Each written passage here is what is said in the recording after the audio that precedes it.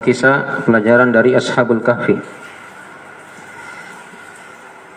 Dan ini diperuntukkan untuk para pemuda dan pemudi, karena ayat-ayat yang kita baca ini itu bercerita tentang mereka, orang-orang yang soleh dari kalangan pemuda dari Bani Israel, yang diterangkan dalam tafsirnya oleh para ulama. Ada dua pendapat dari kehidupan mereka, mungkin hidup sebelum Nabi Isa alaihissalam, dan juga ada yang mengatakan mereka hidup setelah Nabi Isa alaihissalam. Yang jelas tidak terlalu jauh dari kenabian dari Nabi Isa alaihissalam, dan itu semua dari Bani Israel, dari Bani Israel. Tapi sebelum kita masuk di pembahasan masalah atau di pokok pembahasan dari Ashabul Kahfi ini, kita akan terangkan beberapa pendahuluan seputar masalah kisah dalam Al-Quranul Karim. Ya, karena dimaklumi Al-Quranul Karim itu diterangkan oleh para ulama ada 3 pembagiannya. Ada yang berisi tentang tauhid, ya, itu dari pokok Al-Quran, penjelasan tentang perintah beribadah kepada Allah Subhanahu wa taala dan menjauhi kesyirikan. Itu dari bagian yang pertama dari Al-Quran. Kemudian bagian yang kedua, kadang dia bentuknya hukum-hukum syariat, hukum-hukum syariat, ya, dari masalah fikih. Itu bagian yang kedua dari Al-Quran. Kemudian yang ketiga, kadang dia bentuknya kisah-kisah, kadang dia bentuknya kisah-kisah, ya. Tapi semua dari pembahasan ini, dari tauhid tadi itu pembahasan akidah, ya, dari pokok Al-Quran. Kemudian yang kedua ada hukum-hukum, yang ketiga ada kisah-kisah. Ya, 3 perkara ini, akidah, hukum, dan kisah, itu tidak lepas dari tauhid. Ya, semua ada perkara tauhidnya. Di masalah akidah tentunya jelas sekali berkaitan dengan perkara tauhid. Di masalah hukum-hukum juga seperti itu, berkaitan dengan masalah tauhid. Ada sisi tauhid pasti. Ya, demikian pula di kisah-kisah para nabi dan rasul serta umat-umat terdahulu, itu ada juga dari perkara tauhid. Jadi Al-Quran seluruhnya berbicara tentang masalah tauhid. Hanya tadi ada sudut-sudut pembahasan, ada yang dia fokusnya kepada akidah, ada yang fokusnya kepada hukum-hukum fikih syariat, dan yang ketiga ada bentuknya pemaparan kisah-kisah, ya, pemaparan kisah-kisah, ya. Itu dari secara global, ya, dari isi Al-Quranul Karim. Ada akidah, ada fikih, hukum, dan ada kisah. Nah, jadi bagian yang kita baca ini itu di bagian yang ketiga dari Al-Quran tentang masalah kisah, ya, tentang masalah kisah-kisah, ya. Kemudian di antara kisah-kisah juga itu, kata para ulama, itu terbagi 3 juga. Dari kisah Al-Quran itu terbagi 3. Yang pertama ada kisah Nabi dan Rasul, ya, bersama umatnya, kan. Ada kisah Nabi dan Rasul bersama umatnya. Itulah yang sering kita baca, ya. Ada kisah Nabi Adam, Nabi Nuh, ya, Nabi Ibrahim, dan seterusnya sampai Nabi kita Nabi Muhammad SAW, ya. Seluruh Nabi dan Rasul yang tertulis dalam Al-Quran, yang 25 orang Nabi itu dikisahkan oleh Allah Subhanahu wa ta'ala dalam Al-Quran. Kemudian yang kedua dari kisah juga itu, ada yang bentuknya dia bukan Nabi dan Rasul, tapi orang-orang soleh, ya, di masa terdahulu, yang hidup di sebelum Islam, di masa sebelum Islam. Itulah kisah 2 anak Nabi Adam itu kan, yang diterangkan di surah Al-Maidah. Mereka saling membunuh. Ya. Kemudian kisah yang lain lagi seperti kisah di surah Al-Kahfi ini diterangkan ada beberapa kisah ya. Ada kisah Ashabul Kahfi itu juga ya. Ada kisah Dzulqarnain diterangkan di akhir surah Al-Kahfi. Nah, dan juga ada kisah Nabi Musa alaihissalam bersama Nabi Khidir ya sebelumnya ya. Kemudian diterangkan juga sebelumnya ada kisah dua pemilik kebun itu. Ini diterangkan di surah Al-Kahfi, ada 4 kisah di sini. Ada kisah Ashabul Kahfi, ada kisah dua pemilik kebun itu, ada kisah Nabi Musa bersama Nabi Khidir. Ya, dan yang keempat ada kisah Dzulqarnain. Ya, bersama Ya'juj dan Ma'juj. Nah, itu yang diterangkan dalam surah Al-Kahfi. Itu contoh kisah yang selain Nabi dan Rasul. Tadi pada kisah Nabi Musa itu kan beliau Nabi ya, ada kisah bersama Nabi Khidir. Selain daripada itu kisah dari selain atau orang-orang dari selain Nabi dan Rasul. Selain Nabi dan Rasul. Di umat terdahulu. Di umat terdahulu. Baik. Kemudian yang ketiga dari kisah Al-Quran juga. Ya.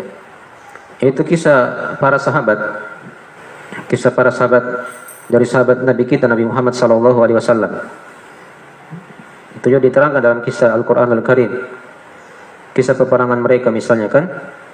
Ada perang Uhud di surah Ali Imran, ada perang Hunain ya di surah At-Taubah misalnya. Ada perang Al-Ahzab, perang Ahzab di surah Al-Ahzab. Ya, kisah perang-perang dari para sahabat. Atau kisah-kisah yang lainnya di antara para sahabat Nabi sallallahu alaihi wasallam diceritakan dalam Al-Qur'an. Baik. Jadi ini 3 macam kisah dalam Al-Quran ya. Ini kalau sudah kita masuk di kisahnya juga ya, ada terbagi 3 tadi. Ada kisah Nabi dan Rasul, ada kisah selain Nabi dan Rasul dari orang-orang yang soleh ya. Luqman Al-Hakim itu kan masuk semua.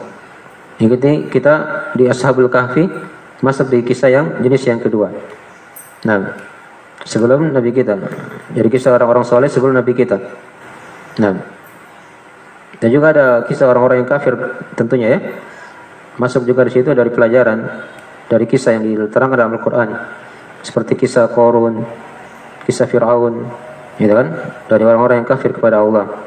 Ada pelajaran di situ diterangkan dalam Al-Quran. Baik. Kemudian tadi yang ketiga dari kisah, ada kisah para sahabat secara khusus, yaitu umat ini. Dari kisah Nabi Muhammad atau kisah para sahabat Nabi Sallallahu Alaihi Wasallam. Baik, sahabat Nabi kita Nabi Muhammad SAW itulah para sahabat yang telah dimaklumi dalam Al-Quran. Baik, jadi ini dari pembagian kisah ya. Dan kita ini di pembahasan kisah Ashabul Kahfi. Itu masuk di kisah jenis yang kedua tadi. Pengkhabaran tentang kisah orang-orang soleh ya, atau kisah dari manusia yang hidup sebelum Nabi kita diutus. Ya. Dan tentunya di sini kalau Allah kabarkan dalam Al-Qur'an Al-Karim ada orang-orang soleh yang hidup. Ya, ada kisah Ashabul Kahfi ini. Bahkan dinamakan surahnya dengan surah Al-Kahfi. Itu kan pasti ada pelajaran di situ. Dan mungkin dia ada sendirinya. Allah hanya terangkan begitu, tidak ada pelajaran padanya. Itu ada pelajaran-pelajaran yang hendaknya kita ambil dan petik. Terutama ini yang kita fokuskan ya dalam masalah ini, karena ini berbicara tentang masalah pemuda, dari anak-anak muda yang ada di surah Al-Kahfi ini sebagai contoh teladan yang kita ambil untuk pembahasan ini. Baik. Jadi dari pendahuluan ya. Jadi sudah kita masuk pendahuluan yang ketiga tadi. Jadi yang pertama isi Al-Quran itu terbagi 3 kan. Ada akidah, ada hukum fikih, ada apa? Ada kisah. Kemudian yang kedua, pendahuluan tadi kita sudah bahas sedikit. Dari kisah Al-Quran itu terbagi 3 juga ya. Ada kisah Nabi dan Rasul, ada kisah umat sebelum Nabi kita, selain Nabi dan Rasul, dan ada kisah para sahabat, ya, sahabat Nabi Shallallahu Alaihi Wasallam. Pendahuluan yang ketiga dari masalah kisah juga yang kita perlu terangkan, ya, apa faedah Allah Subhanahu Wa Taala membawakan kisah-kisah dalam Al-Quranul Karim? Ya, itu diterangkan dalam uraian para ulama. Ada beberapa faedah yang kita bisa simpulkan. Yang pertama diterangkan oleh para ulama, yaitu untuk sebagai bentuk dakwah kepada tauhid. Ya, bentuk dakwah kepada tauhid. Tadi kan sudah kita singgung ya, Al-Quran itu dia tidak lepas dari tauhid. Ya, seluruhnya berbicara masalah tauhid. Apakah di masalah akidah atau fikih atau kisah-kisah tadi itu. Ya, di antara bentuk kisah atau adanya kisah dalam Al-Quran itu untuk menerangkan seputar masalah tauhid, seputar masalah tauhid. Ya, itu diterangkan di surah Al-Anbiya ya, di ayat ke-25. Di sana diterangkan oleh Allah Subhanahu wa taala, "Wa ma arsalna min qablika min rasulin illa nuhi ilaihi annahu la ilaha illa ana fa'budun." Tidaklah kami utus sebelum kamu wahai Muhammad dari rasul, ya, seorang rasul ya, illa nuhi ilaihi, kecuali kami wahyukan kepadanya annahu la ilaha illa ana fa'budun. Maksudnya tidak ada yang berhak disembah, tidak ada sembahan yang berhak disembah kecuali saya, kata Allah. Maka sembahlah aku. Ini dari firman Allah Subhanahu wa taala. Jadi maklum ya, dari kisah Nabi dan Rasul itu mereka mendakwakan tauhid kepada umatnya. Walaqad ba'atsna fi kulli ummatin rasulah an i'budullaha wa yajtanibut taghut. Dan sungguh kata Allah, kami telah mengutus pada setiap umat seorang rasul. Misi mereka sama semuanya, agar mereka menyuruh umatnya untuk beribadah kepada Allah semata dan menjauhi taghut, segala yang diibadahi selain Allah Subhanahu wa taala. Baik, ini faedah yang pertama ya, dari adanya kisah dalam Al-Qur'anul Karim sebagai dakwah kepada tauhid. Nah, kemudian yang kedua dari adanya kisah dalam Al-Qur'anul Karim itu untuk mengkhabarkan dari sejarah umat-umat terdahulu, mengkhabarkan tentang sejarah umat-umat terdahulu. Ya, yang Nabi SAW tidak hidup di masa itu kan, tentunya. Tapi di antara dari mukjizat beliau bisa mengkhabarkan adanya umat-umat terdahulu. Seperti yang kita akan baca ini kan, kisah Ashabul Kahfi, kisah anak-anak muda yang soleh ini. Ini kan Nabi tidak hidup di masa mereka, tapi Nabi bisa kabarkan. Itu dari faedah kisah dalam Al-Quran untuk menjelaskan kabar mereka, di mana mereka hidup, di zaman apa mereka hidup. Ya. Dan situ pasti ada pelajaran-pelajaran yang kita akan jadikan sebagai contoh teladan. Ini yang kedua ya, sebagai pengkhabaran akan di masa mana mereka hidup. Ya. Baik. Itu diterangkan di surah Al-Imran ayat ke-44. Di antara dalilnya kata Allah Subhanahu wa taala, "Dzalika min amba'il ghaibi nuhihi ilaik."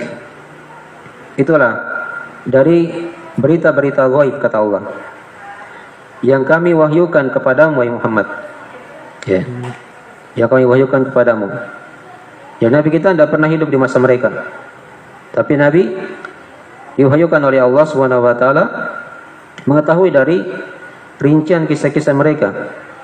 Ya, dari Nabi dan Rasul, dari orang-orang soleh sebelumnya, orang-orang yang kafir kepada Allah sebelum Nabi hidup, diterangkan lengkap dalam Al-Qur'anul Karim.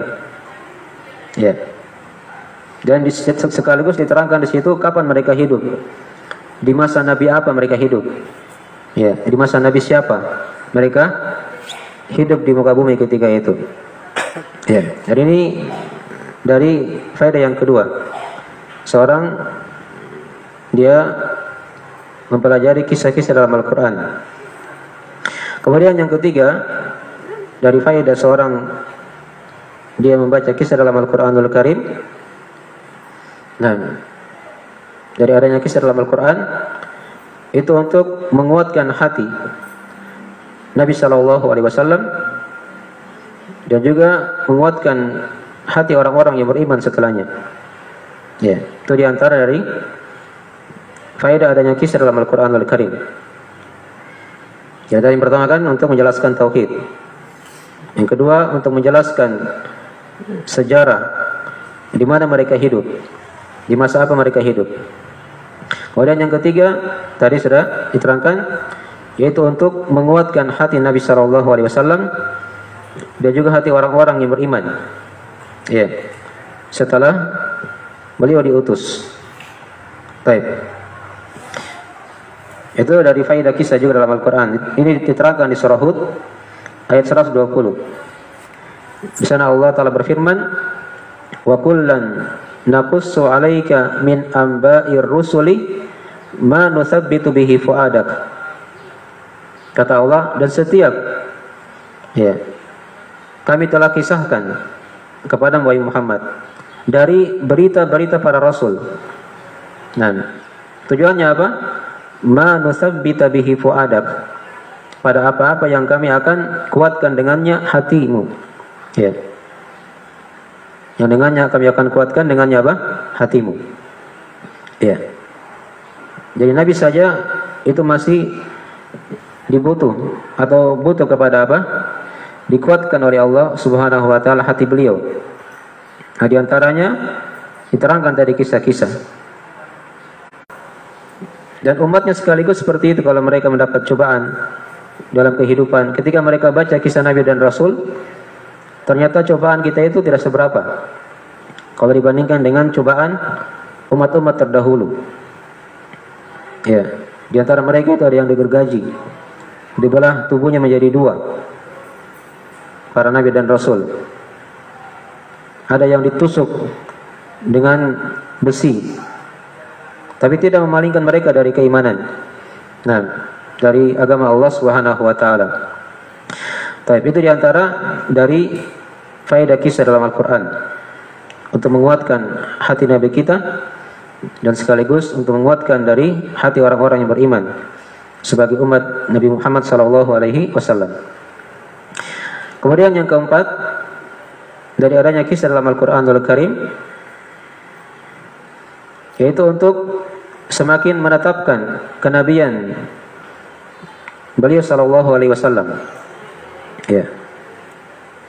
Semakin menetapkan dan membenarkan dari kenabian dan kerasulan Nabi kita Nabi Muhammad SAW. Ya. Beliau kan tadi sudah kita terangkan ya, beliau tidak hidup di masa mereka. Beliau tidak hidup di masa Nabi Adam alaihissalam. Beliau kisahkan dalam surah Al-Maidah, ada dua anak Adam itu kan yang saling membunuh. Beliau tidak hidup di masa Nabi Nuh alaihissalam tatkala ada banjir besar yang melanda mereka. Ya. Beliau tidak hidup di masa Nabi Hud, Nabi Soleh, ya. Para nabi setelahnya, Nabi Ibrahim, ya, Nabi Shu'aib, Nabi Lut, nah, Nabi Yakub, Nabi Yusuf, Nabi Musa alaihissalam, ya, Nabi Isa alaihissalam. Nabi kan tidak pernah hidup di situ. Ya. Sebelumnya ada Nabi Sulaiman dan Nabi Daud yang punya kerajaan. Tapi Nabi kita bisa apa? Menceritakannya dalam Al-Quranul Karim. Ya. Ini akan semakin apa? Menampakkan dari atau menetapkan dari kenabian beliau sallallahu alaihi wasallam. Ya. Nah, itu diterangkan dalam Al-Quranul Karim ya. Nah, yang sudah kita bacakan tadi juga ayat yang sudah kita baca tadi di surah Al-Imran, dzalika min amba'il ghaibi nuhihi ilaik. Ya, itulah dari berita-berita ghaib yang kami wahyukan kepada Muhammad. Nah, ya. Padahal engkau tidak pernah hidup di masa mereka, tapi engkau bisa mengkhabarkan dari berita-berita mereka. Sampai di kisah yang kita akan baca ini, kisah Ashabul Kahfi. Nabi tidak hidup di masa Ashabul Kahfi, Tapi Nabi bisa ceritakan kepada para sahabat dalam Al-Quran secara rinci bagaimana dari kehidupan mereka, ya, sampai mereka meninggal. Diterangkan dalam surah Al-Kahfi ini. Kemudian yang lain lagi dari faedah kisah dalam Al-Quranul Karim, yang kelima sekarang ya, dari faedah adanya kisah dalam Al-Quran itu agar semakin menetapkan akidah tentang adanya hari pembalasan, ya, adanya hari kiamat. Nah, dan sekaligus menghilangkan keraguan akan perkara itu. Ya, itu di antara faedah adanya kisah dalam Al-Quran, agar semakin menetapkan akan benarnya hari kiamat, akan benarnya hari kiamat. Dan apa yang ada di muka bumi ini tidak akan kekal selama-lamanya. Ya, sudah hidup di sebelum kita ya, sebelum Nabi kita diutus, ada umat-umat yang kuat. Di antara mereka ada yang bisa bikin rumah di gunung, memahat gunung. Ya. Di antara mereka ada yang kuat, ya, seperti Bani Israel. Tapi tidak ada dari mereka yang hidup sampai hari ini. Nah, mereka semuanya telah wafat, dan sebagiannya kalau mereka kafir dibinasakan oleh Allah Subhanahu wa taala. Nah, dan setelah hari atau setelah mereka dibinasakan, ya, setelah mereka meninggal, itu tentunya ada hari pembalasan, hari kebangkitan. Itulah yang akan diterangkan dalam Al-Quran Al-Karim, yang juga akan disinggung juga di surah Al-Kahfi ini, akan disinggung juga di surah Al-Kahfi ini. Ya, saya bacakan beberapa, atau saya bacakan di antara ayat ya, yang menjelaskan tentang faedah kisah ini, yang dengannya agar Allah menerangkan di situ tentang benarnya hari pembalasan. Walaupun nanti kita akan baca juga nanti surah Al-Kahfi ya, tapi saya akan bacakan di sini surah Al-Baqarah ayat 259 tentang kisah kaum yang dimatikan oleh Allah kemudian dihidupkan kembali.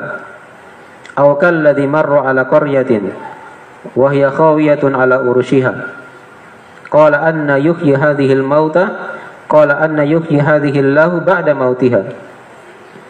Ya. Atau mereka itu seperti orang yang lewat pada suatu kaum atau suatu qarya ya, kampung. Nah, yang dia ini tadinya apa? Kampung itu ada orangnya, tapi kemudian Allah binasakan mereka. Nah, maka di antara mereka ada yang berbicara di situ. Ya, bagaimana Allah bisa menghidupkan? Nah, kampung ini setelah dia mati.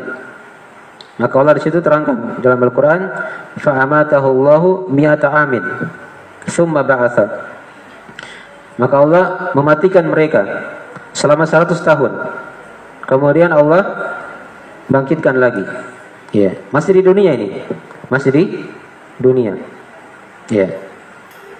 Jadi sekaligus di situ diterangkan kepada kita dari adanya kisah-kisah ini untuk menjelaskan kepada kita bahwasanya semakin mempertegas akan adanya hari kebangkitan, ya, adanya hari kiamat, agar seorang dia tidak lalai dari kehidupan dunia ini.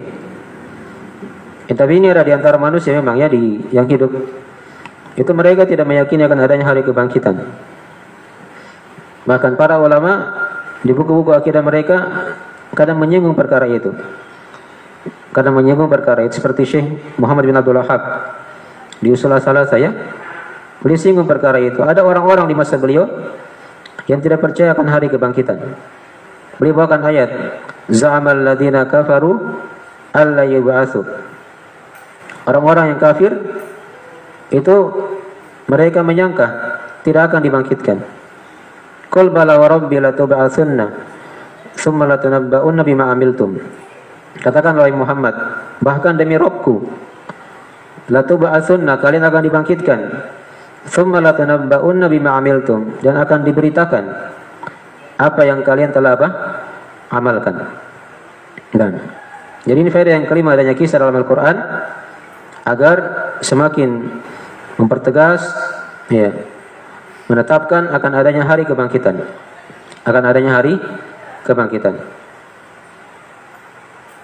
Kemudian yang keenam, yang terakhir yang bisa diterangkan di sini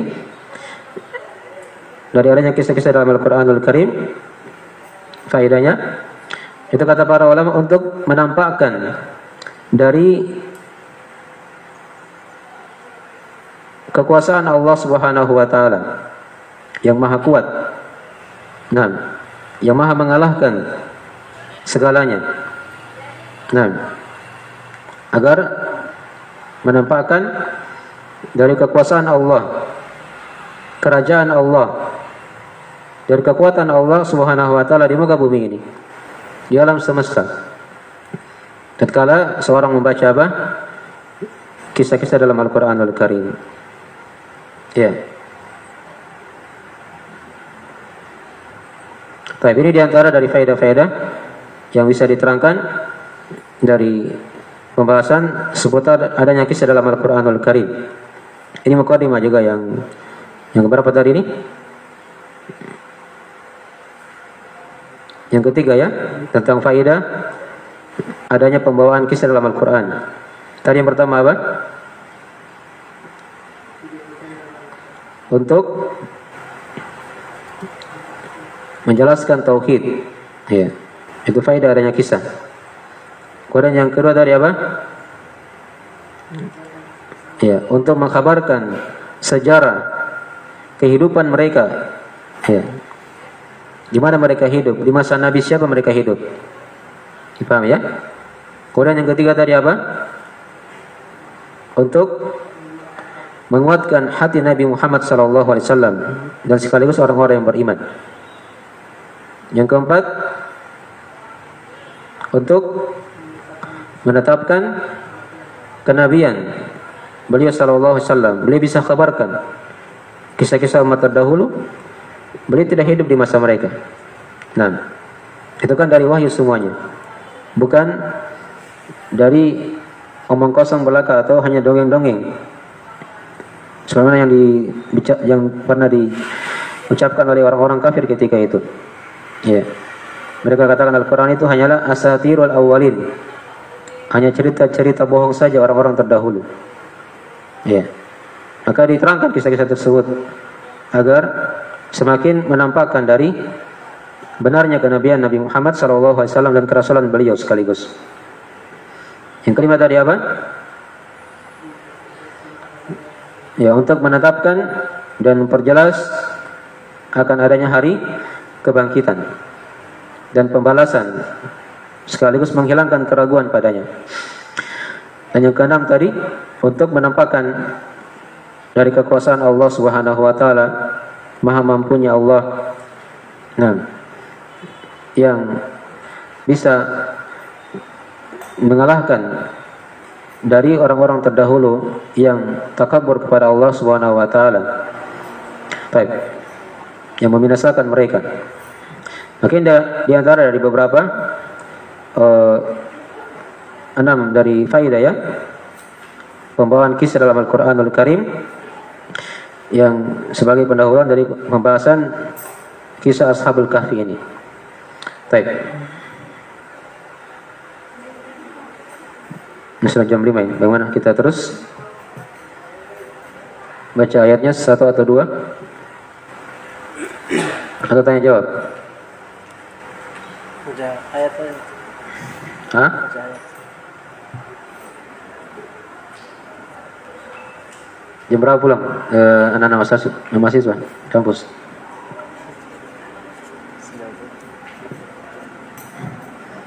Maghrib di mana? Maghrib di sini atau maghrib di tempat masing-masing?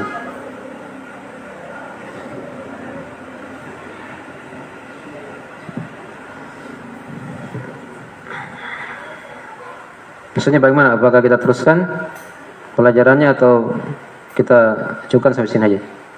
Nanti dilanjutkan di pekan-pekan yang akan datang. Satu ayat aja. Hah? Satu ayat. Baca sedikit lagi. Baik. Kita sekarang masuk di ayat dari surah Al-Kahfi. Jadi tadi baru pendahuluan tadi ya, penjelasan tentang gambaran Al-Quran Al-Karim terbagi 3. Kemudian tadi sudah diterangkan juga 3 bagian dari kisah. Dan tadi yang ketiga sudah diterangkan dari faedah adanya kisah dalam Al-Quran Al-Karim. Baik.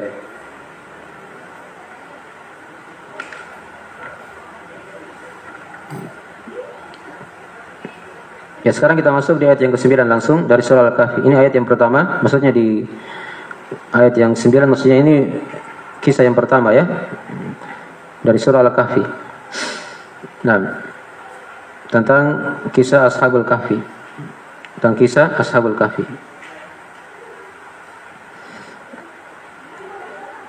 Jadi yang punya ayat dilihat situ ya, sudah dilihat di HP atau di aplikasi atau yang punya mushaf bisa dibaca.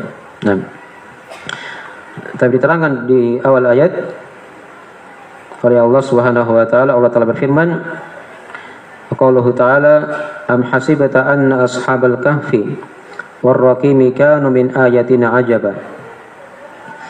Ya, apakah engkau menyangka wahai Muhammad, sesungguhnya ashabal kahfi itu dan ar-raqim, nah, dari mereka ini dari ayat-ayat kami yang menakjubkan. Baik. Di sini yang pertama diterangkan di sini langsung kepada kita penyebutan apa? Ashabul Kahfi. Ashab itu kan jamak dari kata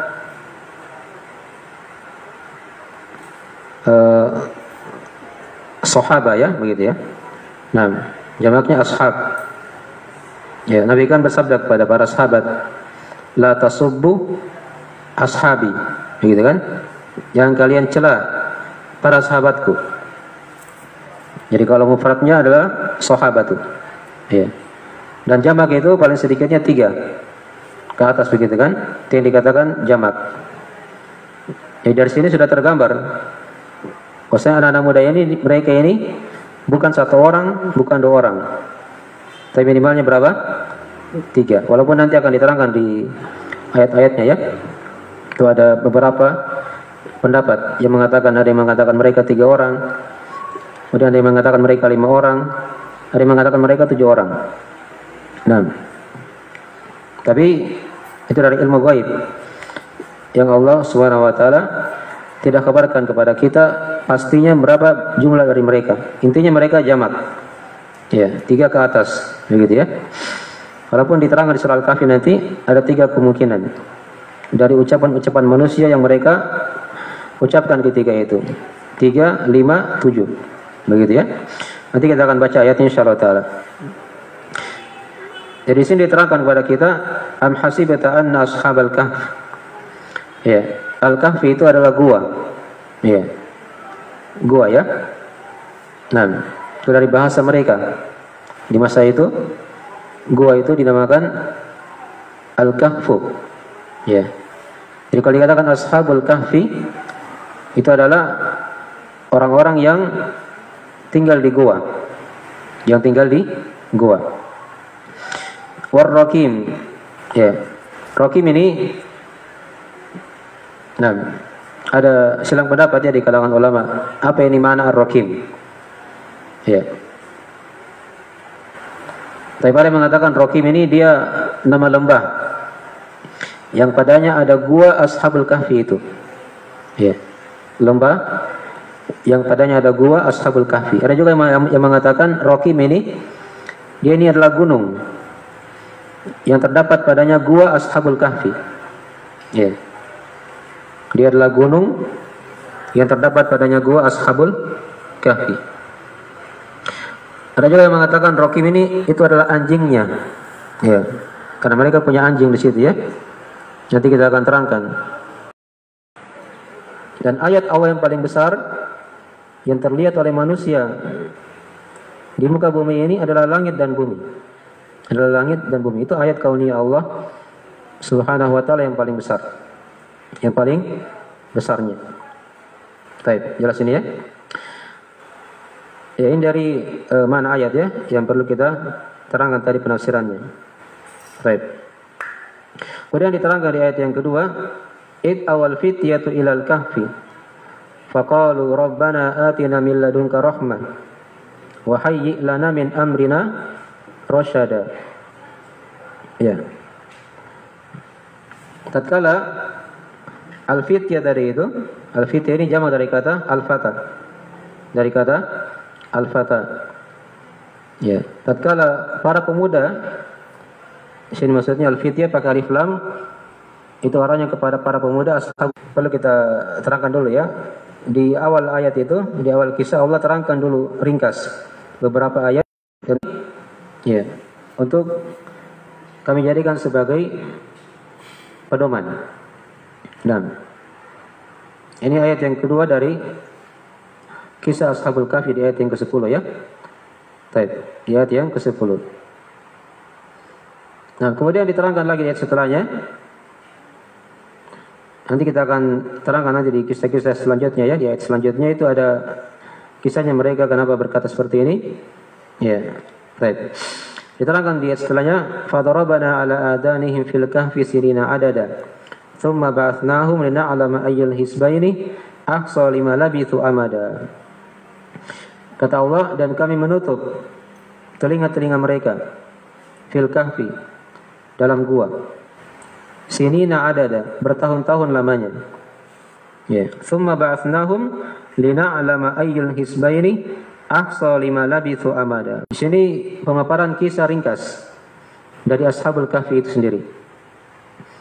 Jadi mereka sudah pergi ke gua, mereka berdoa kepada Allah, kemudian Allah tutup telinga mereka, ditidurkan di situ selama bertahun-tahun. Di sini belum dirinci berapa tahun, tapi nanti di kisah-kisah selanjutnya akan dirinci oleh Allah Subhanahu wa taala. Nah, jelas mereka ditidurkan oleh Allah, ditutup telinganya agar mereka tidak mendengarkan dari hal-hal yang di luar. Nah, baik. Fadarabana ala adhanihim fil kahfi sinina adada, thumma ba'athnahum lina'lama ayyul hisbaini ahsa lima labithu amada. Kemudian dengannya kami mengetahui ya, dua golongan, di sini maksudnya dua golongan, golongan Ashabul Kahfi sendiri yang mereka di situ akan menebak tadinya kami tidur berapa hari. Ya, mereka katakan, di antara mereka yang mengatakan kami tidur hanya 1 hari. Ada yang mengatakan kami tidur hanya sebagian hari saja, setengah hari saja. Ya, tapi di luar sana dari kaumnya mereka berkata kalian tidur itu bertahun-tahun, bahkan ratusan tahun kalian tidur. Ya, itu dari dua golongan maksudnya di situ ya, akan diterangkan nanti. Nah, golongan yang pertama Ashabul Kahfi sendiri, mereka menebak berapa waktu mereka tidur. Atau yang kedua, golongan yang kedua yaitu masyarakat yang ada di kota ketika itu, yang mereka datangi setelah mereka dibangkitkan oleh Allah Subhanahu wa taala, tidur selama 309 tahun dalam gua. Ya. Nah, ini dari awal pembahasan kisah Ashabul Kahfi. Diterangkan di sini dari beberapa faedah yang perlu kita ambil dari ayat-ayat ini. Jadi yang tadi dari ayat yang ke-9 tadi itu bisa kita ambil faedah di situ dari penjelasan ayat. Di sana penetapan akan adanya Ashabul Kahfi yang sudah diterangkan tadi itu ya, dari apa kisah dalam Al-Quranul Karim. Kemudian yang kedua tadi sudah diterangkan kepada kita dari ayat ini yang ke-9 yang telah kita baca. Nah, barangnya diterangkan kepada kita pada Ashabul Kahfi ini terdapat ayat-ayat Allah Subhanahu wa taala yang kauniyah. Jadi kalau dia dikatakan ayat, itu merupakan perkara yang jelas, yang padanya nanti akan ada pelajaran yang sangat berharga, terkhusus untuk para pemuda dan pemudi dalam mengurangi kehidupan di muka bumi ini. Ya. Kemudian dari ayat ini juga diterangkan kepada kita dari pembagian ayat-ayat Allah Subhanahu wa taala sendiri. Ini kan ayat kauniyah. Dari ayat yang kedua saya lupa terangkan, yaitu ayat syariah. Itulah Al-Quran dan Sunnah Nabi Sallallahu Alaihi Wasallam yang dibaca. Nah, daripadanya ada pembagian ayat Allah yang kita baca di sini di surah Al-Kahfi tentang kisah Ashabul Kahfi. Ini ayat kauniyah. Ya. Ada ayat yang kedua yaitu ayat syariah Itulah ayat-ayat Allah dalam Al-Qur'anul Karim. Ya. Kemudian tadi diterangkan di ayat yang ke-10 dari ayat yang telah kita baca, id awal fityatu ilal kahfi faqalu rabbana atina min ladunka rahmah wa hayyi lana min amrina rasyada. Ya, di sini menerangkan kepada kita tentang akidah mereka. Ya. Jadi mereka ini diterangkan ya, kalau kita ingin asal mulanya mereka ini, ya, mereka ini dari anak-anak para pembesar di kota itu. Ada sebagian yang mengatakan dia dari Romawi, ada yang mengatakan dia dari Andalus, sekarang Spanyol ya. Ini kisah Ashabul Kahfi di situ, sekitaran situ semuanya. Ya. Jadi mereka ini anak-anak para pembesar, anak-anaknya bangsawan. Hanya Allah Subhanahu wa taala memberikan kepada mereka petunjuk dan hidayah. Mereka tidak mengikuti agama kaumnya.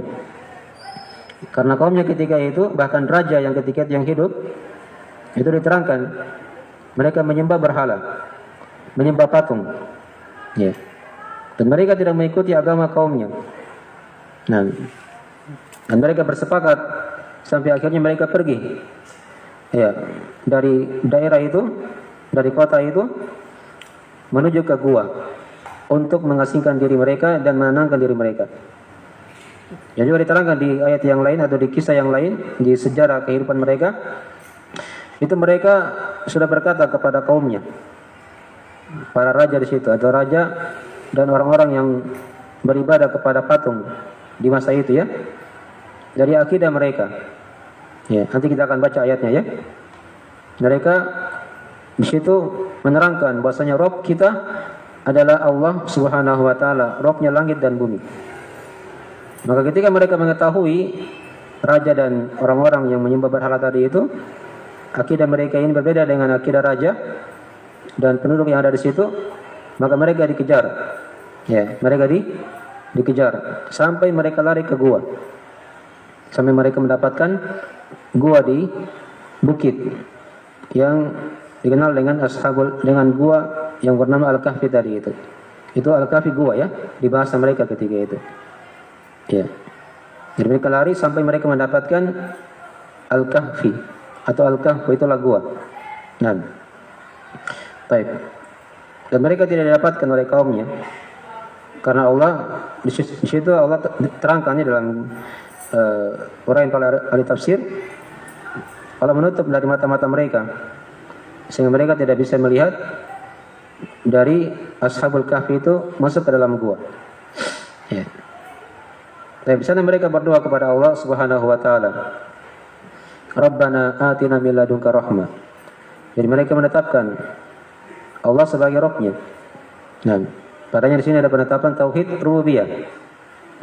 Karena Rabb itu artinya yang mencipta, yang mengatur dan menguasai. Nah, dialah Allah Subhanahu wa taala. Dialah Allah Subhanahu wa taala. Dan sekaligus Rabb itu dia bermana yang disembah atau yang diibadah. Ini yang mereka pahami dari akidah mereka Ashabul Kahfi. Sini pelajaran kepada kita ya. Biasanya itu anak-anak muda yang cepat dapat hidayah, ya, dibandingkan orang-orang tua. Ya. Karena ketika Allah Subhanahu wa taala mengkabarkan ada dari sekelompok manusia di masa itu yang menyelisihi akidah kaum musyrikin, mereka adalah anak-anak muda, al-fityatu. Ya. Sini juga ada pelajaran kepada kita dari selain tadi ada penetapan tauhid rububiyah, penetapan nama Rabb untuk Allah. Dan sini juga ada pelajaran bahwasanya anak-anak muda itu biasanya mereka ini adalah orang-orang yang cepat untuk mengenal hidayah Allah Subhanahu wa taala. Terbukti dari masa dahulu kala ya. Seperti kisah Ashabul Kahfi ini anak-anak muda, bukan orang tua. Bukan orang tua. Mereka adalah anak-anak muda yang hidup ketika itu di masa sebelum Nabi Isa alaihissalam atau setelah Nabi Isa, yang diterangkan dalam surah Al-Kahfi ini. Jadi mereka ini anak-anak muda yang memang menyelisihi dari akidah kaumnya ketika itu dan akidah raja, yang mana mereka semuanya beribadah kepada patung, pada berhala. Dan baik. Jadi diterangkan sini akidah mereka. Rabbana atina min ladunka rahmah. Mereka berdoa kepada Allah, wahai Rabb kami, berikanlah kepada kami dari sisimu rahmat. Ya. Kebaikan-kebaikan. Wa hayyi lana min amrina rasyada. Dan berikanlah petunjuk dari perkara kami. Ya, kuatkanlah perkara kami. Nah, maka ketika mereka sudah berdoa di situ, ya, di dalam gua, fadarabana ala adanihim fil kahfi sinina adada.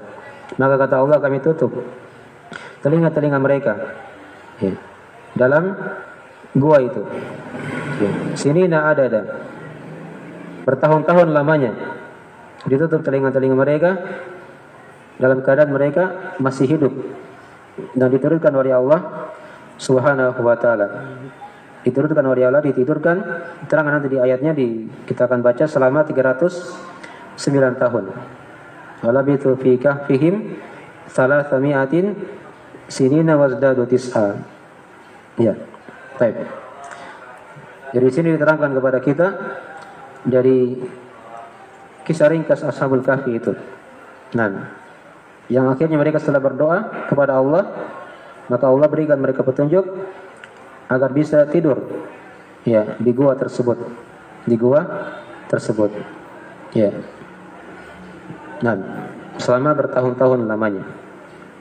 Baik, jadi dari pembahasan, jadi doa mereka dikabulkan oleh Allah Subhanahu wa taala. Di sini juga ada faedah dari ayat yang kita baca tadi itu, yang ke-12. Ada faedah ketika seorang berdoa itu kadang kemungkinan yang pertama dia langsung dikabulkan oleh Allah Subhanahu wa taala. Langsung dikabulkan oleh Allah Subhanahu wa taala. Di dunia doanya langsung dikabulkan. Itu kemungkinan yang pertama, ya. Kemudian yang kedua di sini, ini mereka dalam keadaan terdesak. Dalam keadaan apa sudah? Terdesak. Dan hukum dalam agama kita kalau orang terdesak, ketika mereka berdoa kepada Allah, itu langsung dikabulkan oleh Allah Subhanahu wa taala. Jangankan mereka orang muslim, ya, orang kafir saja, kalau mereka berdoa kepada Allah dalam keadaan terdesak, itu dikabulkan oleh Allah doanya. Itu diterangkan dalam kisah kaum musyrikin di masa Nabi sallallahu alaihi wasallam. Mereka berlayar mengarungi lautan. Di tengah laut ada ombak yang sangat besar. Di sana mereka tidak lagi beribadah, berdoa kepada berhala-berhala mereka. Langsung beribadah kepada Allah Subhanahu wa taala. Mereka selamat ketika itu. Ya. Tapi dimaklum ya kaum musyrikin, ketika mereka sudah selamat di daratan, mereka berbuat kesyirikan kembali kepada Allah Subhanahu wa taala. Nah, sama dengan Ashabul Kahfi di sini, ya, dari sisi mereka terdesak. Mereka dikejar oleh raja dan kaumnya ketika itu. Tatkala mereka mengkabarkan dari akidah mereka yang sebenarnya. Mereka hanya beribadah kepada Allah, ya, Rabbnya langit dan bumi, dan mereka menyelisihi akidah mereka, akidah kaumnya dan raja ketika itu, yang beribadah kepada patung, yang beribadah kepada berhala yang mereka sembah selain Allah Subhanahu wa taala. Jadi doa itu kadang langsung dikabulkan oleh Allah Subhanahu wa taala. Ketika seorang dia berdoa meminta kepada Allah Subhanahu wa taala. Dan yang kedua tadi dari pelajaran, ketika seorang terdesak, itu diantara dari sebab-sebab dari doa yang dikabulkan, dari istijabah doa di sisi Allah Subhanahu wa taala kepada hamba-hambanya yang berdoa kepada Allah Subhanahu wa taala secara langsung. Baik. Sekarang itu dulu dari akhir majelis. Untuk ini kita bisa baca 4 ayat dari surah Al-Kahfi ini. Jadi ayat ke-9, 10, 11, 12. Ya, dan sudah tadi kita terangkan sebagian pelajaran dari ayat yang telah kita bacakan ini. Tapi insyaallah berikutnya nanti kita akan sambung di ayat-ayat yang lain, dan masih banyak ayat-ayat lagi yang kita akan baca insyaallah di surah Al-Kahfi ini. Tapi sekarang itu dulu ya. Ini akhir majelis. Ada yang ditanyakan dari pelajaran?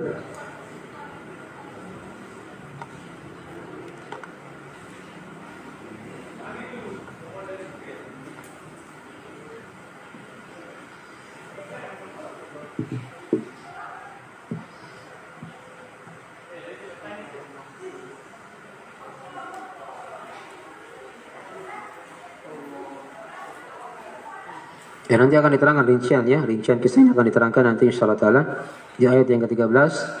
Itu sudah mulai masuk rincian kisah dari surah Al-Kahfi ini seputar Ashabul Kahfi. Ya.